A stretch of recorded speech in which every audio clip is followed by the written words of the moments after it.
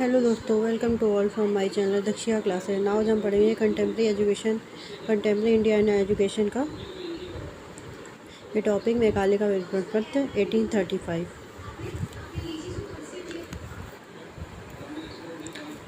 आज का ये हमारा टॉपिक है मेघालय का विवरण पत्र। मेघालय का जो विवरण पत्र है वो सन 1835 ईस्वी में आया था। ये बहुत ही इंपॉर्टेंट है, लॉन्ग क्वेश्चन में बन जाता है। इसमें आपने पूछ लेते हैं मेघालय का हमारा भारतीय शिक्षा में क्या योगदान है, मेघालय का विवरण पत्र में क्या इसकी व्याख्या कीजिए, समझाइए। एक लॉन्ग क्वेश्चन में भी आ जाता है। इस वीडियो को लास्ट तक ज़रूर देखिए। इसमें सबसे पहले है भूमिका।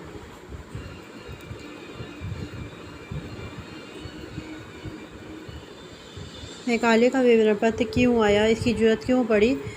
तो सन 1813 ईस्वी में ईस्ट इंडिया कंपनी ने एक आज्ञा पत्र जारी किया शिक्षा के संबंध में। उस आज्ञा पत्र में कंपनी ने ये कहा कि भारत की जो भी शिक्षा है उसका जो उत्तरदायित्व है वो हमारा है। उसका जो उत्तरदायित्व कंपनी का है उसके लिए 1 लाख रुपए भी खर्च करने के लिए घोषणा की गई।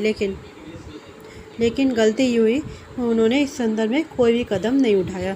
सिर्फ उन्होंने आज्ञा पत्र घोषित कर दिया और आज्ञा पत्र निकाल दिया, लेकिन उसके बाद कोई भी उचित कदम नहीं उठाया गया। इसके कारण भारत में पाश्चात्य विवाद ने जन्म लिया। प्राच्य और पाश्चात्य विवाद ने जन्म लिया। पाश्चात्य और पाश्चात्य विवाद क्या है?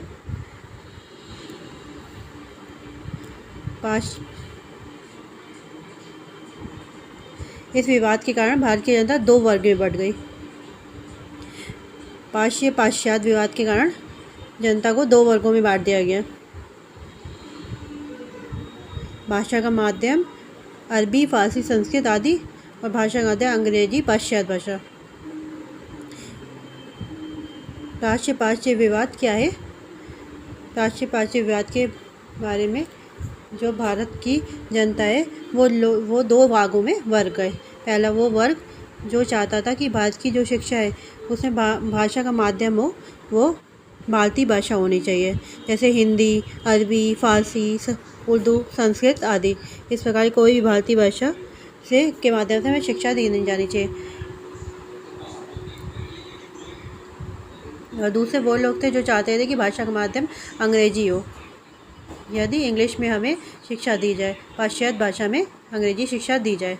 इसमें जो पक्ष में थे वो David Hare, Raja Rammohan Roy, Meghalaya, Lord Bentinck आदि। प्राच्य और पाश्चात्य विवाद, ये वेरी शॉर्ट में भी आ सकता है आपका क्वेश्चन। इसमें पूछा जा सकता है कि प्राच्य और पाश्चात्य विवाद से क्या है। तो उसमें आपको कुछ ज़्यादा नहीं करना है। आपको एक्सप्लेन अगर अच्छे से कर देते तो आपको फुल मार्क्स मिल जाएंगे। चलिए आगे बढ़ते हैं, देखते हैं मेघालय का भारत में आगमन। 10 जून 1834 को मेघालय भारत में आए थे। कैसे आए थे? सुप्रसिद्ध शिक्षार्थी लॉर्ड मेघालय 10 जून 1834 ईस्वी को जो हमारे लॉर्ड मेघालय थे वो गवर्नर जनरल काउंसिल के सदस्य के रूप में भारत में आए थे। उस समय के जो गवर्नर थे लॉर्ड विलियम बेंटिक, उन्होंने मेघालय को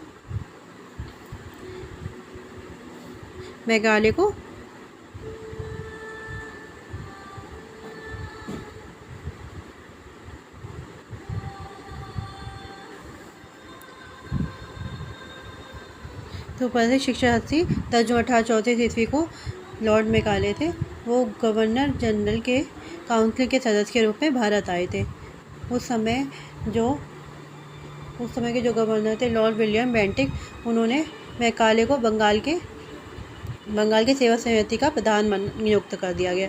उस समय मेघालय के सामने 3 मुद्दे रखे गए। सबसे पहला था 1 लाख रुपए की धनराशि के व्यय की व्याख्या करना, वो कैसे व्यक्त की जाए, किस तरह से उस पर कदम उठाया जाए। दूसरा था साहित्य शब्द की व्याख्या करना, और तीसरा पॉइंट था भारतीय विद्वानों की व्याख्यान करना।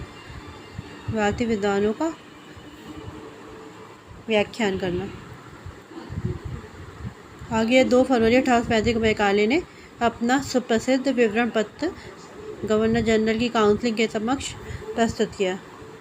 तो 10 जून 1834 को लॉर्ड मेघालय भारत में आए और 2 फरवरी 1835 को मैकाले ने अपना सुप्रसिद्ध विवरण पत्र गवर्नर जनरल की काउंसिल के समक्ष प्रस्तुत किया कि हमारे ये सुझाव थे। तो देखते हैं मैकाले ने भारत की शिक्षा अभियान में क्या क्या अपने सुझाव दिए।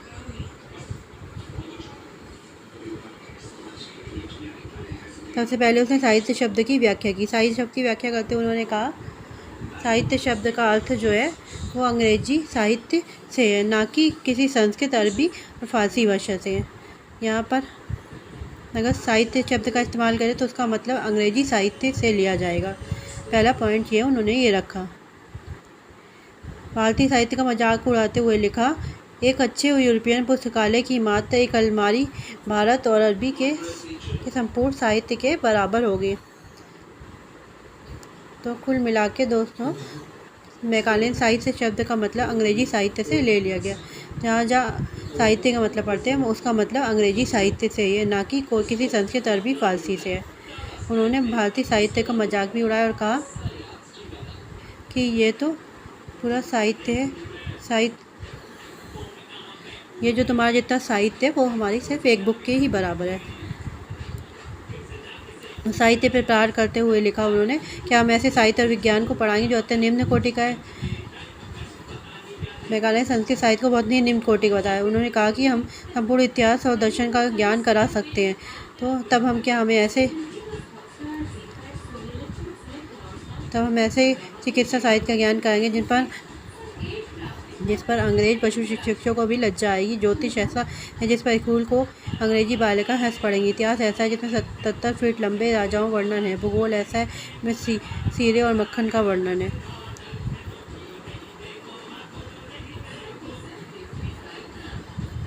ज्योतिष है वो जो अंग्रेजी बालिका है वो स्कूल पर हंस पड़ेंगे। और इतिहास ऐसा है जिसमें 77 फीट लंबे राजाओं का वर्णन है। भूगोल ऐसा है जिसमें सीरे और मक्खन का वर्णन है। तो कुल मिलाकर उन्हें भारतीय साहित्य जो है उसकी बिल्कुल ही बेकार कहा और कहा जो भी अंग्रेजी साहित्य है वही हम अपना ज्ञान दे सकते हैं। शिक्षा के माध्यम के प्रश्न को लेते हुए उन्होंने अंग्रेजी का दृढ़तापूर्वक समर्थन किया। उन्होंने कहा कि भारतीय भाषाएं हैं वे बिल्कुल अविकसित हैं, गंवारू हैं, विकसित ही नहीं हुए। और उन्होंने कहा कि जो भारतीय भाषा है उनको जब तक अंग्रेजी भाषा से अटैच ना किया जाए तब तक वे बेकार है और गंवारू भाषाएं। तो उन्होंने भाषा का माध्यम भी अंग्रेजी को ही कहा।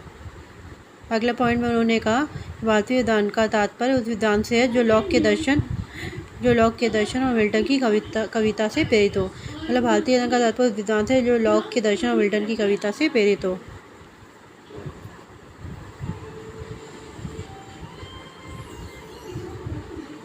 जो लॉक के दर्शन और मिल्टन की कविता से प्रेरित हो।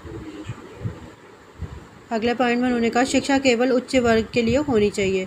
इसके लिए मैकाले ने निष्पंदन सिद्धांत, छनाई का सिद्धांत भी दिया। अब ये निष्पंदन सिद्धांत, छनाई का सिद्धांत क्या है, ये भी बहुत इम्पोर्टेंट शॉर्ट में भी आ सकता है। मोस्टली आता है कि निष्पंदन सिद्धांत क्या है, शॉर्ट क्वेश्चन में ये बहुत आ जाता है।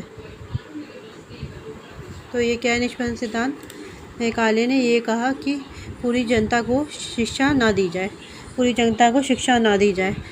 भारतवासियों को शिक्षा न देकर केवल जो भारत में उच्च वर्ग के जो लोग हैं केवल उनको ही शिक्षा दी जाए।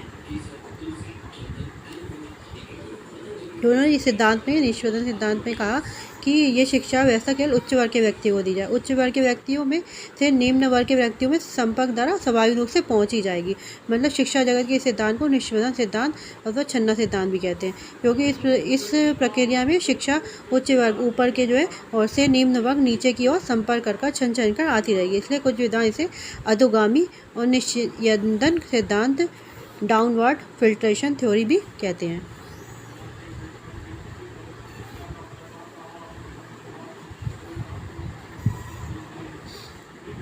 पूरी जनता को एक साथ शिक्षा दे देकर केवल उच्च वर्ग को शिक्षा दे, उच्च वर्ग के द्वारा ही छन छन कर नीचे तक पहुंच जाएगी। इसीलिए इसे निष्पंदन सिद्धांत और छनाई का सिद्धांत भी इसे कहते हैं। अब जब इन्होंने इतनी सारी बातें इन्होंने लिखी तो तब जब मैकाले ने अपने विवरण पत्र में इतने सारे पॉइंट दिए, इतने सारे सुझाव दिए, तो इन सब से कोई ना कोई लोग सहमत थे, कोई लोग थे असहमत थे। तो विवरण के साथ साथ इन्होंने अपने तर्क भी दिए। अपनी बातों को सिद्ध करने के लिए, अपनी बातों को सही सामने करने के लिए इन्होंने तर्क भी दिए। तो क्या तर्क थे, आइए देख लेते हैं। पहला था, अंग्रेजी भाषा के प्रति भारतीय जनता की गहन रुचि है। जैसे कि दोस्तों, राजा राम मोहन राय हैं, वो चाहते थे कि जो भारत को शिक्षा दी जाए वो अंग्रेजी भाषा की दी जाए। तो उन्होंने इस पॉइंट को लिया कि जो भारतीय जनता है वो भी अंग्रेजी भाषा में ही रुचि रखती है। अगला तर्क उन्होंने ये दिया, जो अंग्रेजी शासक हैं, अंग्रेजी शासक वर्ग की भाषा और भारतीय उच्च वर्ग इसका प्रयोग करता है।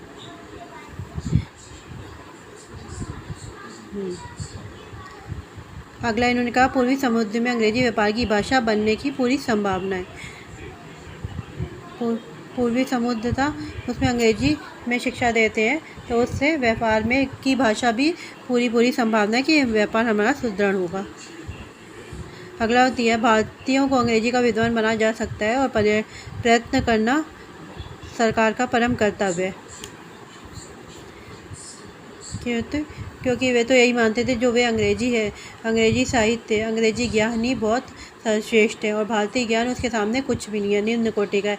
तो वे यही चाहते थे कि उनका बस यही था कि भारतीयों को भी अंग्रेजी का विद्वान, अंग्रेजी का ज्ञाता बनाया जा सके और उसके लिए प्रयत्न करना, प्रयास करना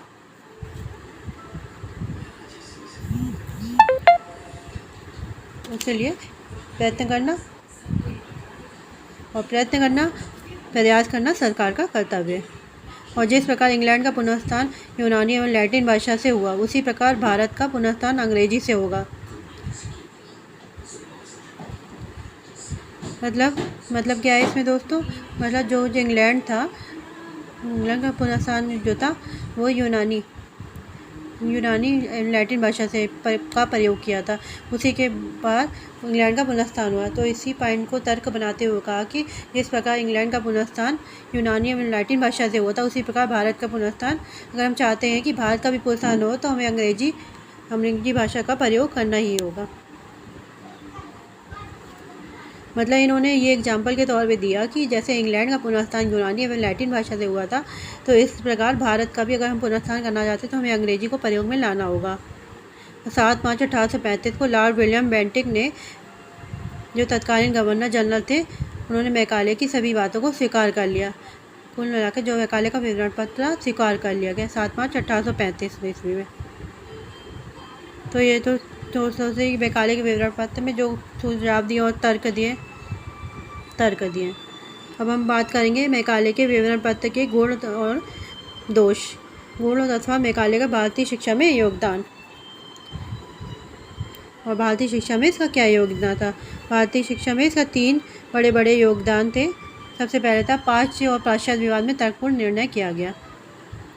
प्राच्य पाश्चात्य विवाद था, जो भाषा का माध्यम अंग्रेजी होना चाहिए, भारतीय होना चाहिए, उसका अंत हुआ। चाहे निर्णय था एक पक्ष हुआ, लेकिन यह पक्षपातपूर्ण हुआ, लेकिन उसका निर्णय हुआ। कुछ लोग इस निष्कर्ष पर पहुँचे और इस विवाद का अंत हुआ और तर्कपूर्ण निर्णय भी लिया गया। ऐसा भी नहीं किया कि एक पक्ष का लिया गया, बल्कि उनको तर्कपूर्ण के साथ कही गई, बल्कि उन्होंने जो बातें थी अपने तर्कपूर्ण के रूप में कही गई।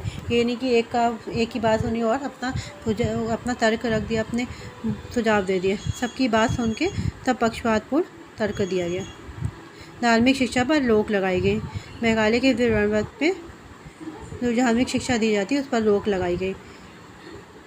इस प्रकार से सही भी था, क्योंकि स्कूलों में तो अलग अलग धर्मों क्योंकि स्कूलों में तो अलग अलग धर्म के, हिंदू, मुस्लिम, सिख, ईसाई सभी प्रकार के बच्चे जाते, तो सिर्फ किसी एक धर्म की शिक्षा देना ये सही नहीं था, गलत था। तो इसलिए धार्मिक शिक्षा पर रोक लगाई। अगला योगदान था, पाश्चात्य सभ्यता और ज्ञान को प्राप्त करने का अवसर मिला। एक फ़ायदा ये हुआ कि भारतीय शिक्षा के लिए जो अंग्रेजी ज्ञान था, जो पाश्चात्य सभ्यता थी उसका ज्ञान था, उसके द्वार खुल गए थे। जो पाश्चात्य ज्ञान था वो भी भारतीयों को दिया जाना चाहिए, तो उनके ज्ञान का जो द्वार था और विस्तृत हो गया, ज्ञान का क्षेत्र था और विस्तृत हो गया। अब देखते हैं कि मैकाले के विवरण पता उसके दोष क्या थे, अवगुण क्या थे। सबसे पहला है भारतीय साहित्य की आलोचना। मैकाले ने भारतीय साहित्य की आलोचना की, जो उसको नहीं करनी चाहिए। मतलब हर साहित्य की अपनी वैल्यू होती है। मैकाले को किसी भी की आलोचना नहीं करनी चाहिए। मानते हैं उसका अंग्रेजी पश्चात उसको सही लगता है, लेकिन उसे भारतीय साहित्य की भी आलोचना नहीं करनी चाहिए। भारतीय भाषा पर भी प्रहार किया, और सबसे बड़ा और जो दोष था उसका केवल एकमात्र ये था कि उन्होंने निष्पंदन सिद्धांत को छनाई का सिद्धांत भी दिया। उस सिद्धांत में जो निम्न वर्ग के लोग थे, जनता थी, उन्हें शिक्षा का महत्व नहीं दिया गया। मतलब उन्होंने जो निष्पंदन सिद्धांत दिया, उन्होंने बोला कि मतलब उच्च वर्ग को शिक्षा देते जाओ, वो अपने आप छन छन के निम्न वर्ग तक पहुंच जाएगी। तो ये सबसे बड़ा इनका दोष था।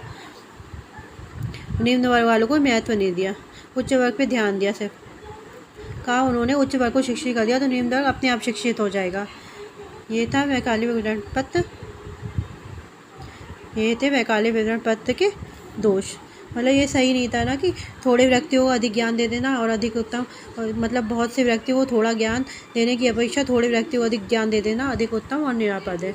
तो it is better and safer to commence by giving a good deals of knowledge to few than a little to many.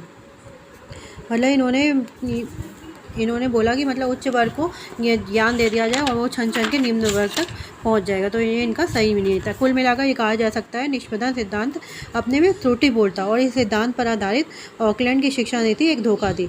इसने देश में अनेक प्रकार के वर्ग उत्पन्न कर दिए। एक उच्च अंग्रेजी शिक्षा प्राप्त व्यक्तियों का जो अपने को सभ्य और संस्कृत मानते थे, दूसरा उच्च शिक्षा से वंचित व्यक्तियों को जो अपने को हे समझते थे, एक सरकारी नौकरी में कार्यरत व्यक्तियों का जो अपने को शासक समझते थे, और दूसरा गैर सरकारी व्यक्ति का जो अपने को शासित समझते थे। और जहाँ वर्ग भेद हो वहाँ वर्ग संघर्ष होना स्वाभाविक था। इस शिक्षा में एक वर्ग भेद और उत्पन्न हुआ अंग्रेज भक्तों और राष्ट्रभक्तों का। अंत में राष्ट्रभक्तों की विजय अंग्रेजी की पक्षपात शिक्षा नीति का सुपरिणाम था। तो कहते हैं ना, अंत भला सो सब भला। तो ये था आपका मैकाले का विवरण पत्र। Thanks for watching. अगर आपको हमारी वीडियो पसंद आई है तो please like share and subscribe करिए।